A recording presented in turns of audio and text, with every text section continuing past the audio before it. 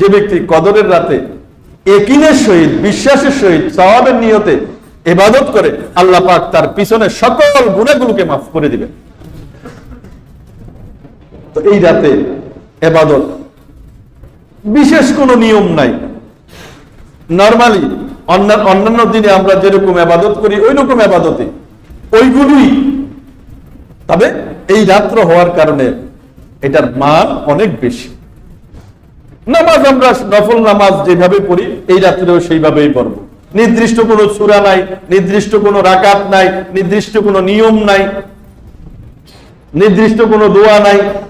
হ্যাঁ, হযরত আয়েশা রাদিয়াল্লাহু তাআলা আনহা রাসূল পাক সাল্লাল্লাহু আলাইহি সাল্লামকে জিজ্ঞেস করলেন, ইয়া রাসূলুল্লাহ, আমি যদি এই রাত্রটাকে পাই তো কি দোয়া করব?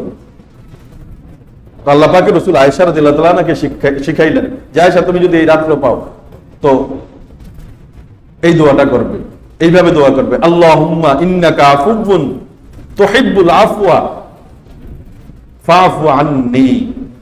এক বচন, এই জন্য আমরা যখন করি বহু বচন, সবাইকে নিয়ে করি, এই জন্য আন্না বলি।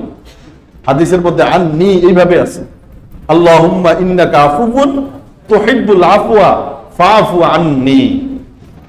বুঝতে পারছে যে আল্লাহ আপনি অত্যন্ত বড় ক্ষমাশীল, ক্ষমা করতে ভালোবাসেন, আমাকে ক্ষমা করে দেন।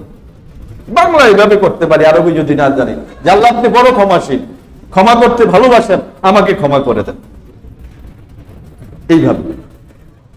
আর নফল নামাজ পড়া, যত রাকাত খুশি, যেই সূরা দিয়ে খুশি করা, তেলাওয়াত করা, জিকির আজগার করা, তাসবিহ তাহলিল করা।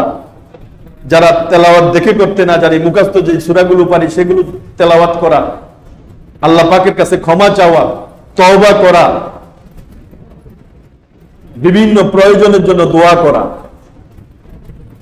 এইভাবে এই রাত্রটা কি করা, এইভাবে সবে কদরকে, এইভাবে লাইলাতুল কদরের কি করা, তালাশ করা।